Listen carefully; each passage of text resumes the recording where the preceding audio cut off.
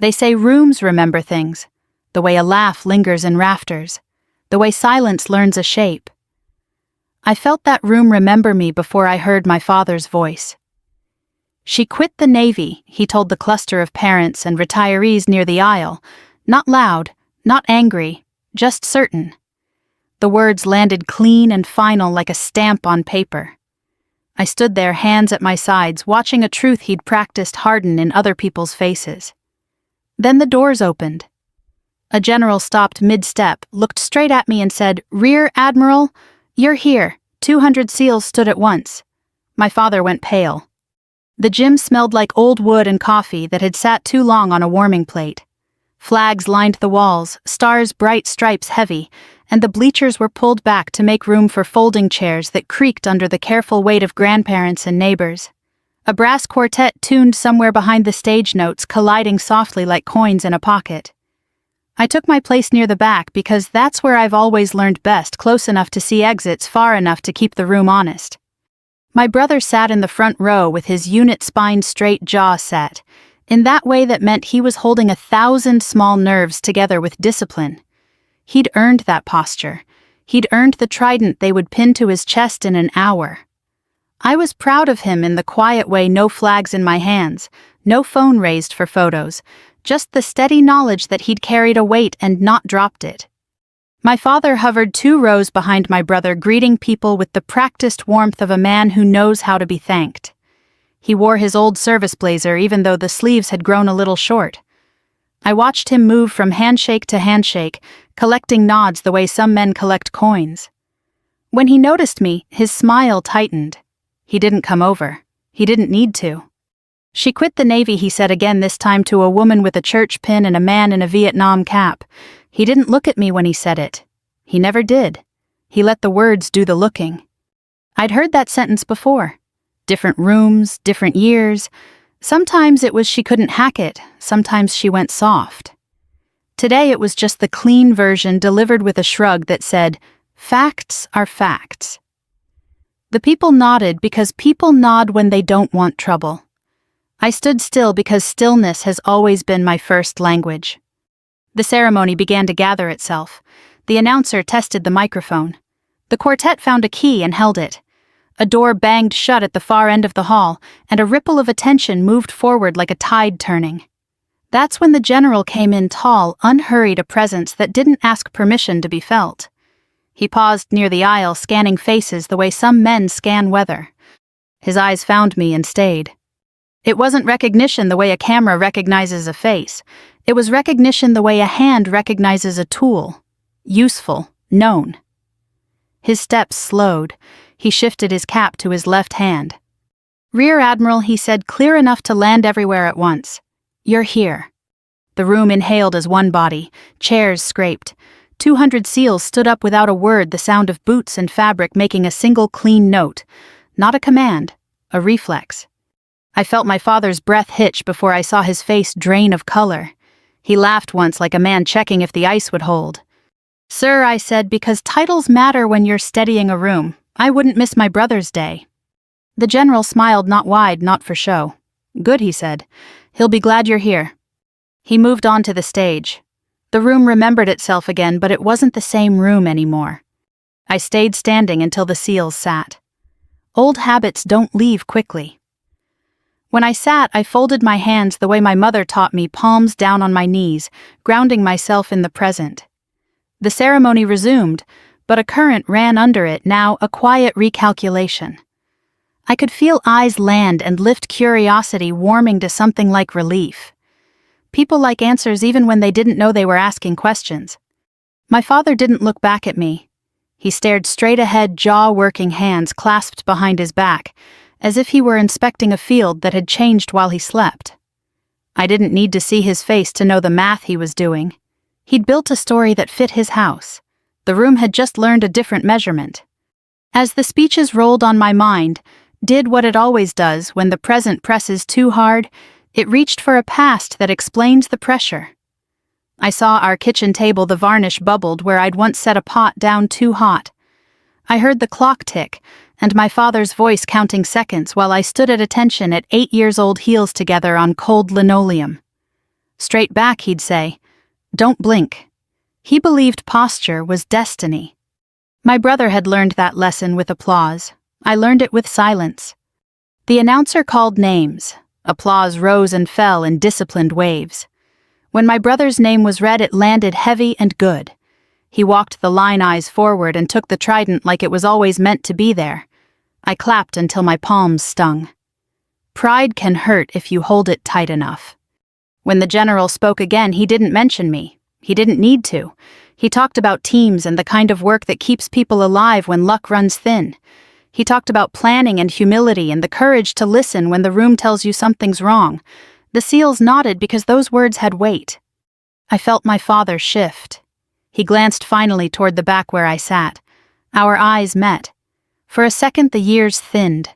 I saw not the man with the blazer and the practiced nods, but a younger officer who believed legacy was a straight line you could draw with enough force.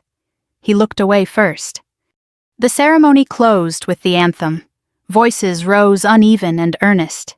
When it ended, the room broke into movement, the kind that looks casual but isn't. People stood and turned and made small choices about where to go next. My brother hugged his teammates. Parents wiped eyes. A child tugged at a sleeve and asked a question no one could hear.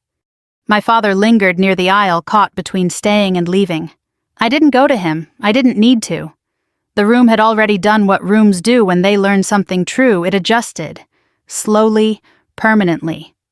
I stayed where I was, letting the moment settle into its right shape. There would be time for words later. There always is if you don't rush them. For now it was enough to stand straight and let the truth hold its own weight. My father's house was built on straight lines.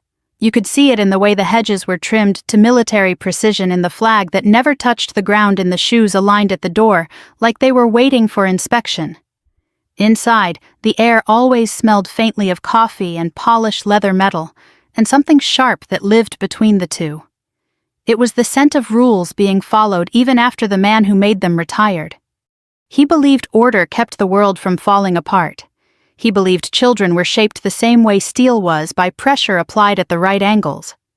Love in his mind was something you demonstrated by correcting mistakes before they spread. Praise was a currency you didn't spend unless the return was guaranteed. I learned early that there were two kinds of quiet in that house. One was the comfortable quiet of Sunday afternoons when the radio murmured baseball scores and my mother read on the couch with her legs tucked under her. The other was the quiet that followed disappointment. That quiet had weight. It sat on your chest and taught you how to breathe shallow. My brother thrived under my father's system. He was quick, strong, loud in the right ways. He took correction like a challenge and turned it into fuel. When he ran drills in the backyard, my father's voice carried encouragement disguised as commands. Again.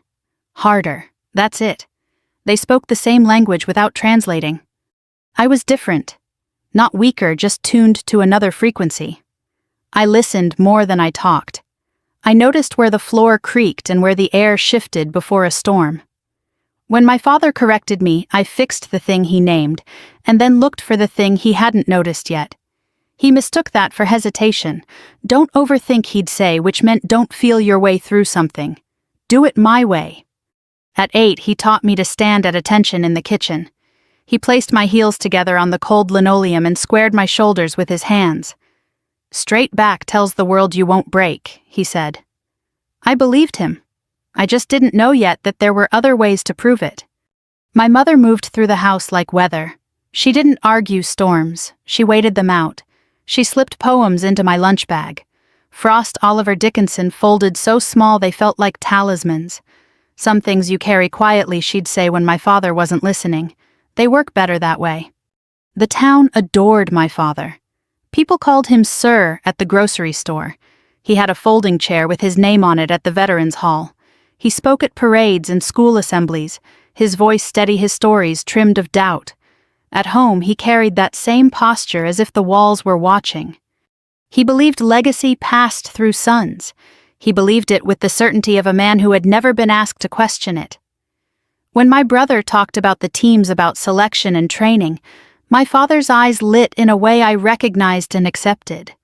When I talked about service, his face closed like a door against weather. At 12, he took us to an Army-Navy game. The stadium breathed steam and brass. When Navy scored, I cheered without thinking. He didn't look at me. "Leave those colors to men who can carry their weight," he said, eyes on the field. I pretended I hadn't heard. Pretending became a skill. By 15, I knew the regulations better than most adults I met. I could identify ribbons by color and order. I ironed uniforms with creases sharp enough to cut paper. Precision is respect, my father would say, and I believed him so deeply I carved the words into my habits. When I told him I wanted to join the Navy, he went very still. He didn't raise his voice. He didn't need to. "You want attention?" he said, sorting mail into neat piles, not service. I told him I wanted both. He set the letters down like bricks between us. "You don't have the Constitution," he said. He didn't mean my stamina, he meant my sex. After that, the house learned a new quiet. My mother drove me to the recruiter's office the first time and parked 2 blocks away so the car wouldn't be seen from Main Street. While I filled out forms, she graded papers in the front seat. When I came back with pamphlets, she didn't ask what my father would say. She asked what I wanted most. "A fair fight," I said. She nodded. "Train for unfair weather," she replied. I mailed my application without telling him. I wrote my essay at the kitchen table after midnight, the house a museum of breathing. When the acceptance came, I held it to my chest until the paper warmed. I waited for the right moment that never arrived. Graduation night, my father didn't come to the backyard party my mother strung with white lights. A familiar sedan rolled past and kept going. It felt like being saluted and dismissed at the same time. The morning I left, my mother tucked 3 envelopes into my bag. "Open when you're lonely. When you're hurt. When you forget who you are." She hugged me hard and then stepped back to straighten my collar. "Stand up straight," she said, smiling through it. My father had an appointment to rotate the tires. I wasn't running from him when I left. I was running toward the only argument that made sense to me earn it. He never came to see where that argument took me. He preferred the story that fit his house. And when I stepped off the path, he imagined when my service didn't look the way he'd rehearsed, it was easy for him to name it quitting. Easy words are dangerous that way. They save you from listening. That habit followed him into the hall at my brother's ceremony. "She quit the Navy," he said, because it was a sentence he'd practiced. The room had just learned how wrong practice can be. There are truths that fit on a bumper sticker, and there are truths that don't survive being shortened. My father preferred the first kind. They traveled well. They kept conversations tidy. "She quit the Navy" was tidy. It required no follow-up questions, no uncomfortable pauses. It let him keep the architecture of his world intact. The real story had edges. He didn't like edges. I reported to processing in the kind of heat that makes your thoughts stick together. Hair clippers snapped. Clipboards appeared and vanished. Last name, height, move. That first night on a narrow rack, I recited the general orders to keep from counting miles. I thought about the kitchen linoleum and my father's hands setting my shoulders straight. He had taught me how to stand up.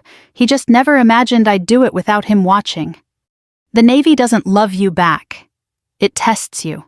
It sands you down to what will hold under pressure. I learned quickly that the trick wasn't to be louder. It was to be exact. On runs before sunrise, breath fogging the air, I found a pace that didn't argue with pain. I folded exhaustion into a pocket and kept moving. "Precision is respect," my father had said. He was right about that part. I commissioned with a face that still looked too young for the uniform, and orders that parked me close to the edges, places where maps blur and plans have to be rewritten while you're standing in them. I wasn't headed toward the path my father had rehearsed for me. I wasn't chasing a spectacle he could point to in a parade. I was being assigned to work that asked different questions. The first time I realized how far off his story would drift from mine was the day a commander slid a folder across a table and said, "We need someone who can listen, not hear, listen. Someone who could watch a room change temperature and say something before it cracked. Someone who could build a plan that left space for human error without letting error run the show." It wasn't glamorous. It didn't come with a patch you could spot from across a room. It came with maps that had to be read sideways, and checklists that grew longer the more honest you were. It came with the understanding that if you did your job well, no one would clap. I took it. I learned to sit at folding tables under lights that flickered and make order out of noise. Radios crackled like old men clearing throats. Call signs layered over each other. My work was to build the skeleton timing contingencies, soft fails, so when something went wrong it didn't take people with it. I learned the music of voices under stress, the half-tone lift that means a plan just brushed a wall. Respect in those rooms didn't announce itself. It arrived quietly, like someone setting a mug down on your table without asking. At first they called me ma'am, like a question mark. I answered with plans that landed on time, with logistics that held when the weather turned, with briefs so tight even the chiefs stopped tapping their pens. I ran when I could, swam cold water because respect likes to see you shiver and stay anyway, shot until trigger press felt like thought. I didn't try to be one of them. I learned to be the one they couldn't afford to ignore. The work moved. So did I. Places changed. The taste of dust is the same everywhere. The first time we went forward, diesel and heat braided themselves into memory. I stood with the radio, and the plan spread like an altar on a table that listed to one side. When a truck stalled 2 blocks earlier than rehearsed, we didn't freeze. We shifted routes, slid timing, and kept moving. It should have fallen apart. It didn't. People came home. I called that success. Somewhere in those months, the story my father told began to calcify. I'd written him once, careful and plain. I said the water was colder than it looks in posters. That good men learn to laugh before bad nights. I tucked in a photo from a pier salt whitening the chain link. I signed with love and a return address. The letter came back unopened. He asked my mother about the weather where I was. He asked if I changed the oil in my car. He didn't ask what I did. Silence was easier to carry than a question you might not like the answer to. The pivot he would later call quitting happened quietly. It didn't look like failure. It looked like a transfer, a deepening. A commander explained that my skill set fit a different lane joint. Work, longer horizons, heavier accountability. Less visible, more consequential. I accepted without drama because drama wastes time. Paperwork changed, titles shifted, responsibility grew teeth. From the outside, to a man who measured service by patches and applause, it looked like I'd stepped off the path. He filled the gap with a sentence he could repeat. She quit the Navy. He said it often enough that it began to feel true to him. Meanwhile, the work kept asking for me. Promotions arrived like seasons, inevitable, still startling. Bars under fluorescent lights never look like they do in movies. Too pale, too honest. I mailed him a photo when I picked up the next one. It came back in a fresh envelope creased once across the middle, no note. Loss found us the way it does without asking. My mother grew ill. Phone calls shortened. Words mattered more. She told me to keep doing my job. I'll do mine, she said. When she died, the room changed shape. I learned that grief has a sound, and it isn't loud. It's the scrape of a chair after everyone else has left. At the funeral, my father spoke first. I spoke second. I kept it plain. I didn't list accomplishments. I talked about lemon-scented winters and the way my mother could name birds by silhouette. When I looked down, my father was stapling the program together over and over like paper could become armor by repetition. After that, I stopped trying to correct his story. You can't argue someone out of a sentence they use to protect themselves. I let the work speak where it could, and accepted where it couldn't. So when he said she quit the Navy in that hall, it wasn't a lie he'd just invented. It was a structure he'd lived inside for years. The shock wasn't that he said it. The shock was that the room finally learned something else. There's a kind of work that doesn't leave fingerprints. It leaves absence, the absence of bad endings, the absence of chairs turned over, the absence of names read too early. I learned to value that kind of quiet. The rooms I worked in were never pretty. Borrowed buildings, flickering lights, folding tables that wobbled if you leaned too hard. Radios hummed with the low anxiety of people who knew better than to trust silence.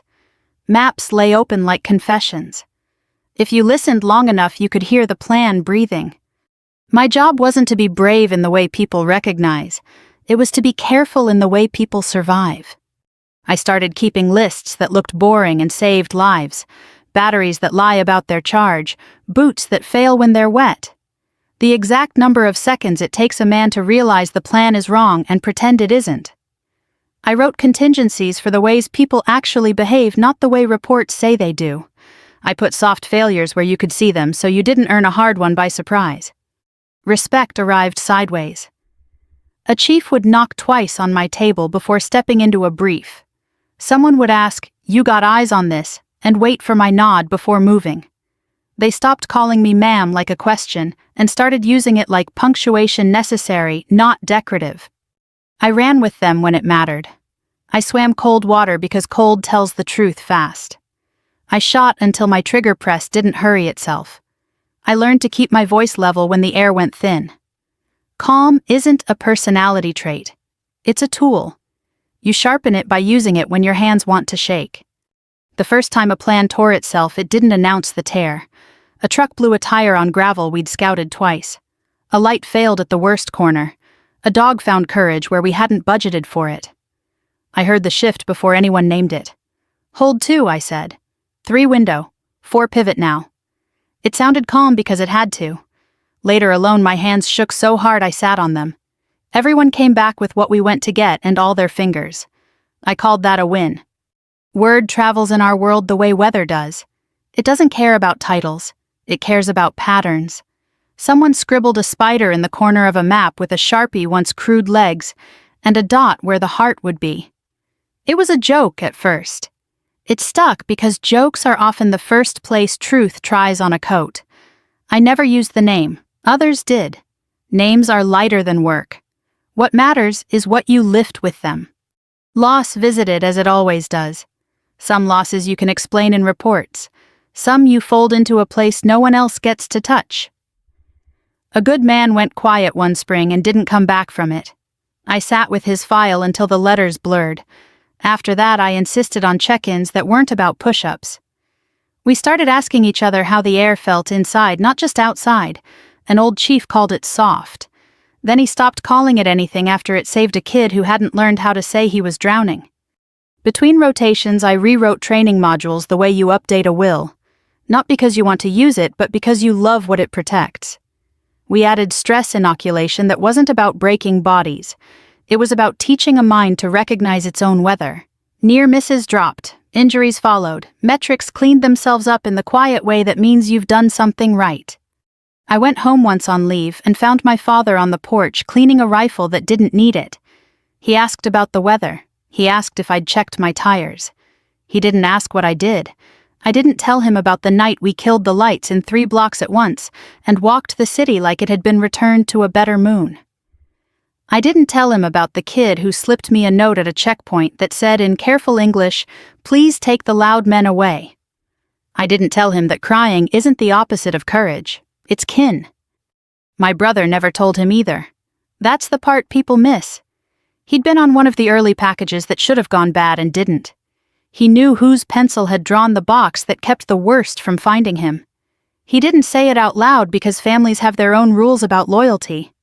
He kept his eyes forward and his mouth shut and carried gratitude like a private thing. Promotions came. They always do if you keep showing up with your math. Bars and stars under fluorescent lights look smaller than you expect. Responsibility looks bigger. With rank comes a choice: perform or protect. I chose the second and learned to let the first take care of itself. There were meetings with people who liked slides more than consequences. I brought checklists instead. I learned to translate between men who build doors and men who kick them. Someone once shook my hand and said, half smiling, "So you're the one who hears the hum." I said I draw maps. He laughed and said, "You make rooms safer." It was the nicest thing anyone in a star ever said to me. When my mother died, the quiet roared louder than rotors. Back at work, I added a box to every plan who calls home if it goes sideways. Names matter. We carried numbers like talismans. Hill started leaving coffee on my desk without comment. The team knocked twice before briefs. Habits become houses if you build them together. By the time my father's sentence had hardened into something he could say without thinking, my life had grown into a shape that didn't need his approval to stand. The work had taught me a paradox: you can love someone you don't let steer. You can respect the parts that built you without living under their roof. So when the general said my title in that hall, it wasn't a reveal to me. It was a correction to a story that had been allowed to run too long. The truth didn't arrive with spectacle. It arrived with posture. 200 men stood because standing was the honest response. I stayed seated and let them. Leadership isn't always the front of the room. Sometimes it's knowing when the room can do the work itself. The room didn't erupt, it recalibrated. That's the thing people get wrong about moments like that. They expect noise, applause, gasps, maybe a shout. What actually happens is quieter and far more unsettling. People begin to move their chairs in their minds. They replay sentences they accepted too easily. They look again at a person they thought they'd already measured. After the general took his place on the stage, the ceremony resumed with its practiced rhythm, but the current underneath had changed direction. You could feel it in the way conversations thinned, in the way eyes found me and then looked away, not out of disrespect, but out of the reflex people have when they realize they're late to an introduction. My father stood frozen near the aisle, not rigid, lost. His hands clasped behind his back like they always did when he wanted to look composed, but the pose had lost its authority. It was muscle memory without belief. He kept his gaze forward as if the flag could explain what had just happened. The announcer called for a short recess before the final acknowledgments. People stood stretched, made for coffee they didn't really want. Movement broke the spell and blessed it. That's how rooms heal themselves slowly without asking permission. A senior SEAL Gray at the temple's posture earned, stepped out of the line and approached the general. They spoke briefly, heads inclined. Then the general turned, scanned the floor and nodded once. The SEAL walked toward me. I recognized him before he spoke, not by name but by bearing. He was one of the ones who never wasted words, the kind of man who checks straps twice and doesn't tell you he did it. "Ma'am," he said, stopping at a respectful distance. His voice was steady, but there was something working under it. "Didn't expect to see you here." "I wouldn't miss my brother," I said. The truth fit in my mouth without effort. He nodded once, then turned not to me but to the cluster of parents and retirees nearby, to the small audience that had gathered without realizing it, to my father who stood just within earshot, still pretending to study the stage. "With respect," the SEAL said, and he meant it in the old way, "there's a correction to make." My father's jaw tightened. "We were stacked wrong one night," the SEAL continued. "Bad weather, bad intel, the kind of night that doesn't forgive optimism."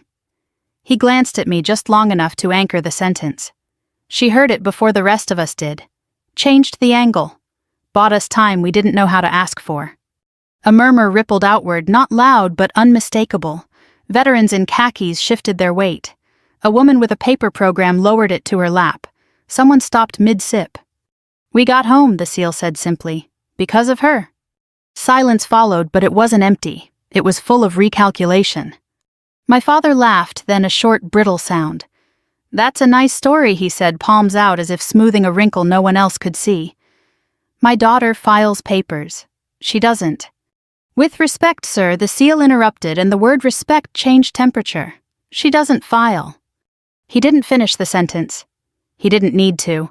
Men who've walked back into fluorescent light carrying pieces they didn't count on know how to leave blanks intact. Another voice joined, older, roughened by cigarettes and time. A Vietnam vet in a ball cap leaned forward, elbows on his knees. Which teams, he asked out of habit. The answer didn't matter. The question did. "Enough," the general said quietly from the stage. Not sharply, not publicly. Enough the way you say it when the lesson has landed. My brother stood then. He didn't step into the aisle. He didn't raise his voice. He just turned, faced our father and said, "Dad." One word, years in it. "You don't know everything she is," my brother said. His voice didn't shake. "That was new. You never asked." The room breathed again. Not in unison this time, individually. People learning how to hold their own air. My father's face did something small and telling. The set of his jaw softened, then hardened again like a man testing a muscle he hadn't used. He looked at me. Really looked for the first time in a long while. Not measuring. Searching. "I know the difference between a story and a life," he said, aiming the sentence at the room so he wouldn't have to aim it at me. "Don't sell me a legend." I'm not selling you anything, I said. I took one step, not forward, not back, just enough to be visible. I'm standing where you can see me. The words were plain. They didn't need decoration, furniture words. They give a room something to hold on to. A chair scraped. Then another. A man stood, not a salute, just standing. A woman who'd worn a uniform in a different war followed. My brother straightened as if posture could help the ceiling stay square. No one called a command. Bodies remembered what to do when honor asks. My father looked smaller inside his jacket, not diminished human. He crossed his arms, then uncrossed them, unsure where to put his hands now that the room had shifted its rules. I should have, he started, then stopped. The sentence didn't know how to finish itself yet. You don't have to speak it, I said quietly. You just have to stop correcting my accent. A laugh broke somewhere behind us, not cruel, relieved. The general stepped down from the stage and took the microphone from the announcer, who handed it over like she'd been waiting. This community knows how to honor service, he said. Sometimes it just needs a reminder of how many kinds there are. Coffee clinked. Conversations restarted with kinder edges. People drifted toward me, not to congratulate but to recalibrate. A hand on an elbow. A nod. We're proud of you, someone said, and needed the saying more than I needed the hearing.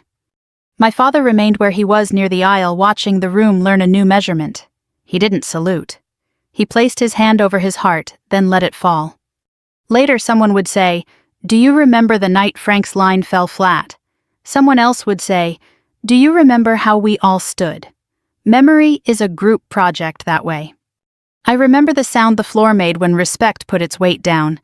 It wasn't loud. It didn't need to be. After the chairs were folded and the coffee cooled into something bitter, the room emptied the way small towns always do, slowly, with conversations that pretend to be about weather while carrying heavier freight underneath.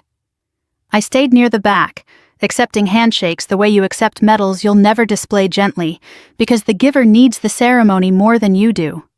My brother found me by the trophy case glass, smudged with fingerprints from decades of pride. He didn't say anything at first. He didn't need to.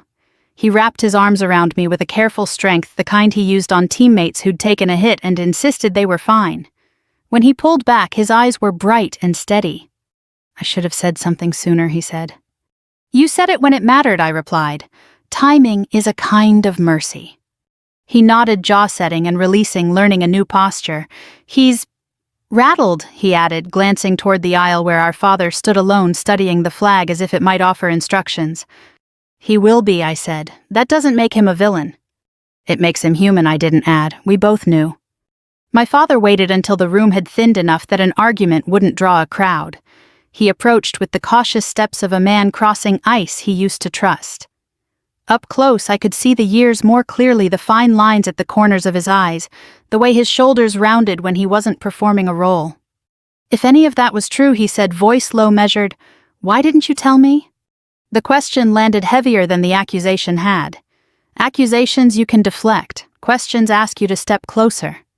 "Because you never asked," I said, and then kinder, because it was true and because I couldn't. He frowned, not in anger but in effort.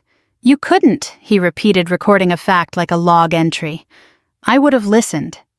I shook my head once. "You would have corrected." He flinched just a fraction. The reflex was still there. "I had a story," he said after a beat. "It made sense to me." "I know," I replied. "Stories do that." We stood there with the hum of the building settling around us. Somewhere a janitor dragged a broom across the floor. The sound was grounding, ordinary. "I expected a son to carry a name," my father said finally. "That was foolish." He paused. Unkind. "I didn't rush to absolve him. Quick repairs don't hold. Names get heavy," I said. I picked up a different kind of weight. He nodded slowly. "They called you?" He trailed off, embarrassed by the romance of nicknames. "A handle," I said. "What matters is what you lift with it." He looked down at the floor at a dark knot in the wood. "You embarrassed me," he said, and then stopped himself. "No, I embarrassed myself." That was new. I let it sit where it needed to. "I don't need you to understand everything I said. I need you to stop telling people I quit." He winced, the word finding its mark at last. "I won't," he said. Then softer, I didn't know. 4 words that weigh more than an apology if you're careful with them. We didn't hug. This wasn't that room. Instead, he reached out and straightened my collar the way he used to when I was small. The gesture startled us both. He dropped his hand like he'd touched a hot surface. "I'm proud of your brother," he said, as if anchoring himself to safer ground. "So am I replied. "You did that part." He almost smiled. The next morning I drove the long way past the high school bleachers and the diner that never changed its pie. The river wore the moon like a bruise. I slept poorly at the base guest quarters, history crowding the room. At dawn, I ran the perimeter road until my ribs found their rhythm. Movement is a form of forgiveness you can give yourself without permission. By noon, I was on my father's porch, palms flat on paint that needed a new coat. He opened the door with his mouth already forming a sentence, then stopped when he saw me. Surprise is honest when it has nowhere to hide. "Coffee?" he asked, defaulting to ritual. "Yes," I said, defaulting to mercy. We took our old places at the kitchen table that had weathered our wars. He kept his hands around the mug like it was field heat. I kept mine on the table so he could see they were empty. "I didn't ask," he said after a long silence. "Not defensively, just recording. I should have." I nodded. It would have helped. He inhaled, then exhaled something old. "I wanted certainty," he said. "I wanted to be able to point." "You can still point," I said, "just not at a story." He stared at the bubbled varnish on the table, touched it with one finger like it was a map legend. "If I came to something," he said, gesturing vaguely at the future, "would there be a seat?" "There's always a seat," I replied. "You choose where to put your hands." His gaze moved to the doorway and stayed there, seeing himself walk through it without rank. The muscles for that motion had atrophied. He would have to build them again like any rookie. At the threshold, I rinsed my mug and set it upside down to dry. Old habits die hard. As I stepped into the light, he cleared his throat. "Proud," he said, one word, "naked." I didn't cry. I nodded. "Do the knowing now," I said, and left him with a house learning a new quiet. Back on base, the day didn't pause to congratulate anyone. Emails stacked, briefs waited. A weather system rolled in crooked and made the radios fussy. Work is faithful that way. It shows up whether you feel resolved or not. I answered what needed answering, sharpened what needed sharpening, and let the night do its rearranging without me narrating it. A chaplain wrote once a short note in a careful hand. "The town is speaking with its kinder voice today." I folded the paper and put it where I keep things I don't want to forget. Another message came from a mother I'd met at a pinning ceremony years ago. "My boy says you make rooms taller. Thank you for letting him be tall." I wrote back the truth. He stood himself. I just moved the chairs. Command called the following week, curious in the way institutions get when reputation and metrics intersect. Would I brief a working group on training reforms and the human factors we pretend are optional? I said yes because men I loved were breathing in rooms that might someday be safer if I kept telling the truth. Respect, I reminded them, is a logistics problem. Plan for it and watch what doesn't break. Letters followed. Some in block capitals, some in the shaky script of men who'd outlived their squad. A young officer asked how to lead when a room resents your pronouns. I told her, "Show your math and share your credit. Knock twice before you enter any soul." She wrote back that she'd taped it inside her locker next to a picture of her mother holding a wrench.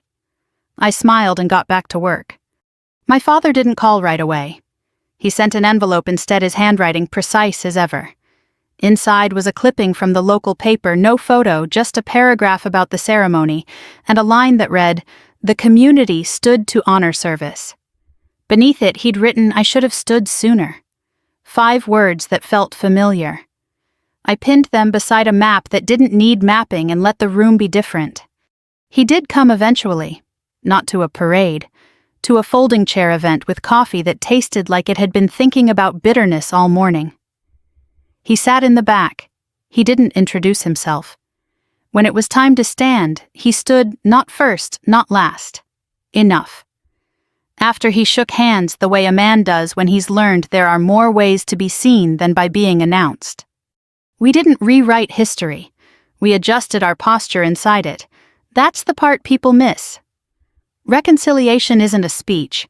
It's a series of small choices made when no one is clapping. On my last evening before heading east again, I stopped by my mother's grave. The grass had grown back even where our grief had scuffed it. I pressed my palm to the stone because some words require skin to travel. "We're learning," I said to the low air. Slow, but in the right direction. The wind moved through the oaks with the patience of old women quilting. I took it as an answer. People ask what it felt like to watch 200 seals stand. They expect me to say vindication or triumph. The truth is quieter. It felt like stillness. Like choosing not to twist a knife when history hands it to you. Like standing so straight other people remember their own spines and find them sufficient. Blood didn't salute that night. Honor did. And honor doesn't belong to the loudest voice or the cleanest story. It belongs to the people who refuse to let a room lie to itself once the truth has entered. It belongs to the ones who move chairs instead of egos. To the ones who ask how the air feels inside and wait for the answer. If you were in that hall, you'd remember the sound the floor made when respect put its weight down. I remember. It's better than applause. It's the sound of a community editing itself toward courage. If this story sat with you, if it reminded you of a room that changed, or a person who stood for you when others didn't take a breath with me, share your moment below. Tell me where you're watching from. And if you want more stories that carry weight without shouting about service mercy and standing tall, stick around and subscribe. We've got many more to share, and we rise straighter when we rise together.